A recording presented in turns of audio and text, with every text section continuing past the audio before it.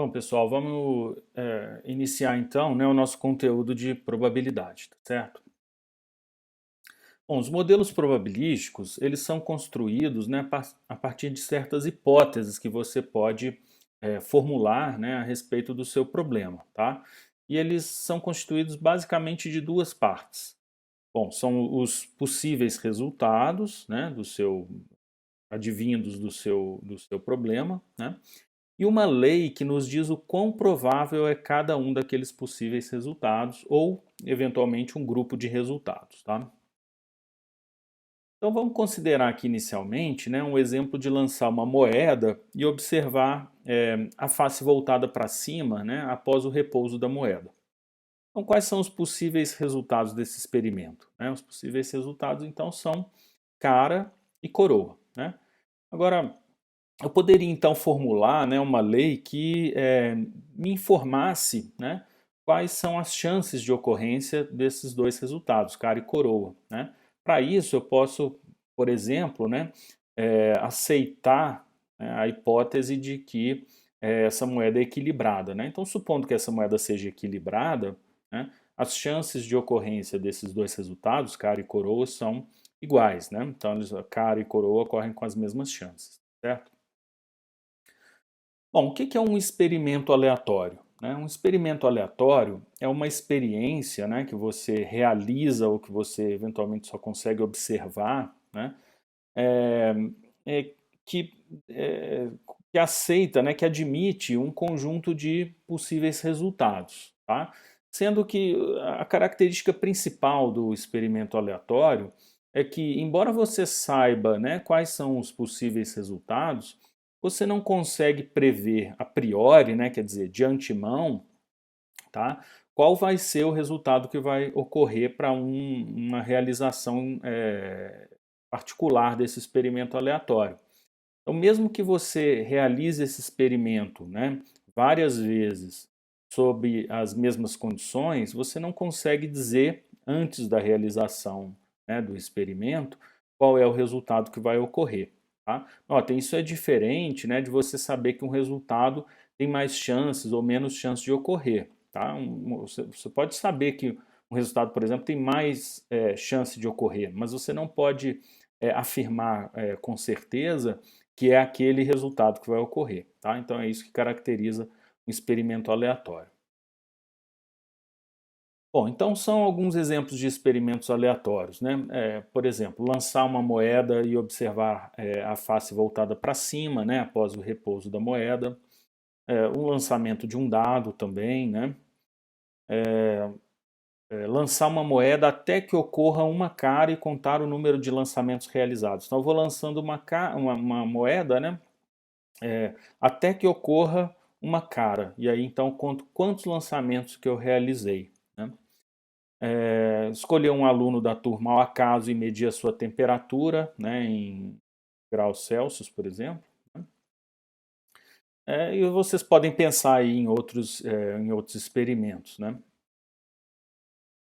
Bom, o que é um espaço amostral? O espaço amostral é o conjunto, né, de todos os possíveis resultados do seu experimento aleatório. E geralmente a gente usa a letra ômega, né, maiúscula, a letra grega ômega maiúscula, para designar esse conjunto então chamado espaço amostral. Tá? Então, vamos lá para os nossos exemplos, né? Lançar uma moeda e observar a face voltada para cima após o repouso da moeda. Né? Então, qual seria o espaço amostral? Qual é o conjunto que contém, né, todos os possíveis resultados desse experimento? Então, seria esse conjunto formado por dois elementos, né, cara e coroa. Lançar um dado e observar a face voltada para cima. Então, seria um espaço amostral formado pelos números, né, naturais de 1 a 6. Lançar uma moeda até que ocorra uma cara e contar o número de lançamentos realizados. Bom, eu posso lançar essa moeda, né, e o primeiro lançamento já resultar numa cara. Então, o número de lançamentos seria igual a 1. Né? Se eu lançar essa moeda, no primeiro lançamento sair coroa, eu vou ter que lançar essa moeda de novo.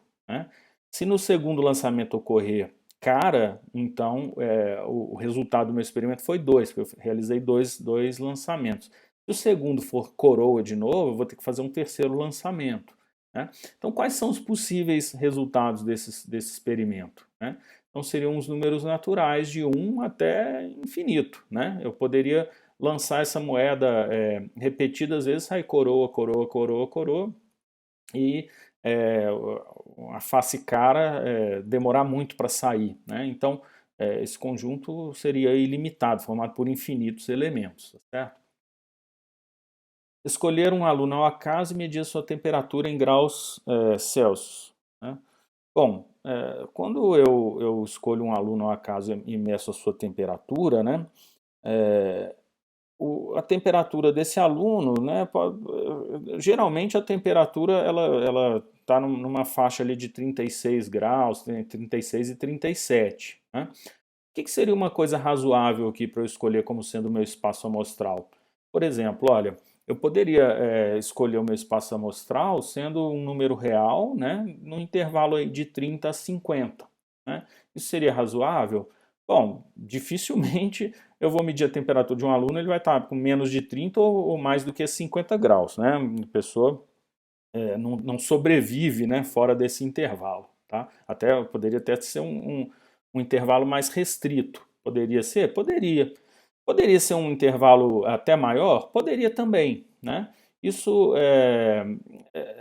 você vai ter que escolher, né, o seu espaço amostral, um conjunto que seja conveniente, né, a depender do seu modelo de probabilidade. A gente vai ver que em alguns casos, né, para um experimento desse tipo, pode até ser conveniente, né, escolher o espaço amostral sendo, por exemplo, o conjunto de todos os números reais. Né? Isso não teria problema nenhum do ponto de vista de análise, né, de matemática e probabilística do problema, tá certo? Bom, a gente tem essencialmente, né, dois tipos de espaço amostral, né? O espaço amostral discreto e contínuo, né? Isso é importante porque isso basicamente determina, né, a forma com que você trabalha com o seu problema, né? Trabalhar com espaço amostral discreto é bastante diferente de trabalhar com espaço amostral contínuo, né? A gente vai ver depois, mais para frente, que as contas elas são feitas com naturezas diferentes, né? A depender se o seu problema é discreto ou contínuo, tá? O que é um espaço amostral discreto? O espaço amostral a gente fala que ele é discreto se o conjunto de possíveis resultados forma um conjunto enumerável e contínuo se o seu conjunto é não enumerável. O que é um conjunto enumerável? O que é um conjunto não enumerável? Tá? Bom, um conjunto ele é enumerável se ele for finito, uma quantidade finita de elementos, ou se a quantidade de elementos for infinita, mas enumerável. Enumerável aqui quer dizer essencialmente o seguinte, olha, existe uma bijeção entre esse conjunto enumerável e o conjunto dos números naturais. Então, dizer que um conjunto é enumerável significa dizer que ele ou é finito ou ele tem uma quantidade infinita, mas na mesma quantidade dos números naturais. Tá?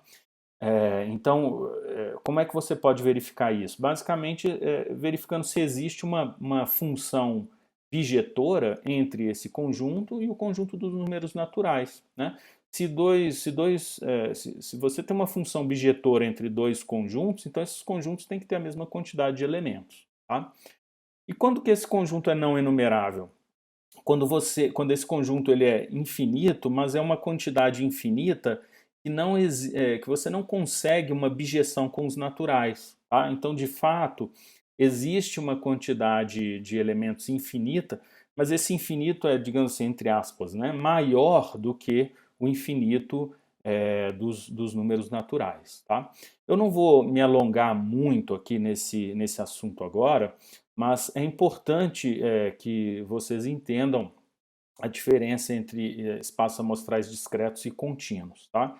Aqui nesse curso, para a gente, né, vai ser basicamente o seguinte: olha, um conjunto vai ser discreto, né, um espaço amostral vai ser discreto se ele é finito ou Se ele é formado por um conjunto enumerável, na maioria das vezes aqui para a gente, tá, vai ser um conjunto de inteiros ou coisa desse tipo, tá? Ou de racionais. A gente pode mostrar que os números racionais formam um conjunto enumerável. Tá? E ele vai ser contínuo basicamente quando a gente tiver um subconjunto dos números reais, por exemplo, um intervalo de números reais ou toda a reta real, então ele vai ser contínuo. Tá? Mas a gente tem que tomar um cuidado, né, que a gente tem que olhar a quantidade de elementos, e não a natureza dos elementos que estão lá. Né? Por exemplo, o conjunto dos números irracionais, né, eles formam um conjunto não enumerável. Tá? Os racionais é um conjunto não enumerável. Mas se eu tiver um conjunto formado por dois números irracionais, então esse conjunto é enumerável, porque ele só tem dois elementos, tá certo? Mas se você pegar um intervalo dos números reais, por exemplo, um intervalo de 0 até 1, ou toda a reta real, né, a quantidade de números irracionais ali é não enumerável, então não tem dúvida. Tá?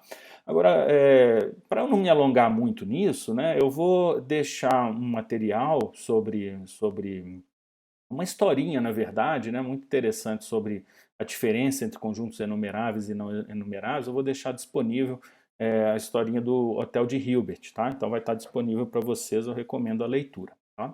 Isso é muito importante porque se você não compreende, né, a diferença entre o que é um espaço amostral discreto e um espaço amostral contínuo, né, você vai errar as contas porque você precisa disso para fazer as contas. Tá? As contas são feitas de formas diferentes para espaços amostrais discretos e contínuos, e depois também quando a gente for ver variáveis, né, aleatórias discretas e contínuas. Então, lá para os nossos exemplos, né, o espaço amostral do lançamento da moeda, né, formado por dois elementos, cara e coroa. Bom, só tem dois elementos, esse espaço amostral é discreto. Né? Para o lançamento de um dado, o espaço amostral tem 6 elementos, então ele é finito, né? Então é um espaço amostral discreto. Para o outro que eu conto o número de lançamentos até ocorrer a primeira cara, né? Então ele é um espaço amostral infinito, né? Formado por infinitos elementos, mas ele é enumerável, tá? A quantidade de elementos que tem ali é enumerável, tem uma objeção com os naturais. Na verdade, esse é o próprio conjunto dos números naturais, então ele é discreto, tá? Já para o nosso último exemplo, né, eu peguei um subconjunto dos reais, né, o intervalo ali de 30 até 50. Então, esse é um conjunto, é um espaço amostral contínuo. Okay? Bom, então o que é um evento? Né? Um evento é um possível resultado ou um conjunto de resultados do meu experimento. Né? Mais rigorosamente, né, a gente pode considerar que um evento é qualquer subconjunto do meu espaço amostral ômega. Qualquer subconjunto do ômega é um evento. Okay? Então, por exemplo, no lançamento de um dado, eu posso estar interessado nos seguintes eventos. O evento A ocorre um número par, então seria o evento A ele é favorecido pela ocorrência dos resultados 2, 4 e 6. Né? Um evento B ocorre um número menor do que 3. Então esse evento seria favorecido pelos elementos 1 e 2. Né? Se ocorrer 1 ou ocorrer 2, então ocorre o evento B. C, ocorre o número 6, então esse evento só ocorre se ocorrer o número 6, e evento D, ocorre um número maior do que 6. Bom, esse evento é vazio, né? Não tem nenhum resultado, né? Nenhum resultado do lançamento de um dado, né, que favorece a ocorrência desse evento D. Né? Então esse evento a gente fala que ele é o evento impossível. Tá? Geralmente a gente usa letras maiúsculas para denotar esses eventos, tá? Então, igual no nosso exemplo aí, eu usei A, B, C e D. A gente evita geralmente a letra P de pato, né? Porque ela muitas vezes é usada para probabilidade. A gente vai ver que a gente usa para função de probabilidade a letra P, na maioria das vezes, né? Então, para não confundir um evento com essa função, a gente evita o uso da letra P. Bom, dois eventos que têm nomes especiais, né? O evento ômega é chamado de evento certo, é aquele que ocorre com certeza, né? Então é o evento certo.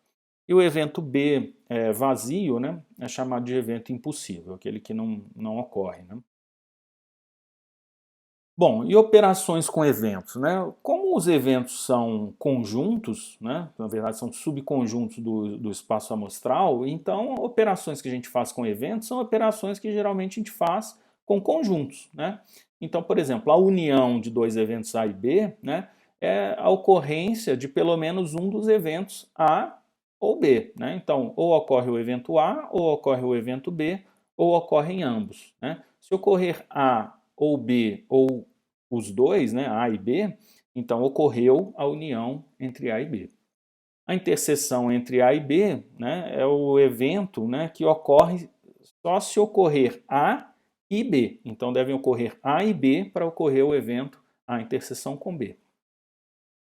A gente fala que dois eventos A e B são mutuamente exclusivos ou disjuntos, né, o termo mais utilizado é disjuntos, né, se eles não têm elementos em comum, ou seja, se a interseção entre A e B é vazia, né? Então, se a interseção entre A e B é vazia, a gente fala que eles são disjuntos.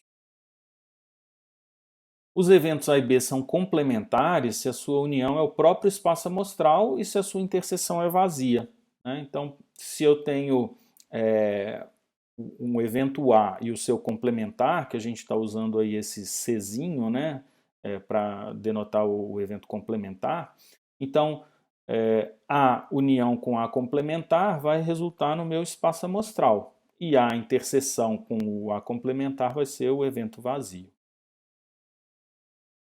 Vamos ver um exemplinho então? Olha, vamos considerar o lançamento de um dado e os seguintes eventos. O evento A ocorre um número par e o evento B ocorre um número menor do que 4. Tá? Então vamos descrever os eventos. C é igual a A união com B, D é A interseção com B, e eu quero também os eventos A complementar e B complementar. Tá? Então, primeiramente, vamos notar que o evento A, né, ele é composto pelos elementos 2, 4 e 6, né, porque o A ocorre um número par. E o evento B, número menor do que 4, então os resultados que favorecem a ocorrência do evento B são 1, 2 e 3. Então, o evento C, que é a união com B, né, vai ser o conjunto dos elementos 1, 2, 3, 4 e 6. Né? São todos os elementos, né, que favorecem a ocorrência de A ou de B ou de ambos. Né? O evento D é a interseção com B, né? Então os elementos, ou o elemento, né, que favorece a ocorrência de A e B é só o elemento 2. Né? O A complementar é aquele que não tem interseção com A, mas se eu fizer a união dele com A, vai resultar no meu espaço amostral. Então é o complemento em relação ao espaço amostral. Né? Então, se o A é o conjunto dos números pares, o A complementar vai ser o conjunto dos números ímpares, né? 1, 3 e 5. E o B complementar, se o B ocorre um número menor do que 4, então o B complementar vai ser 1 maior ou igual a 4. Né? Então, 4, 5 e o 6.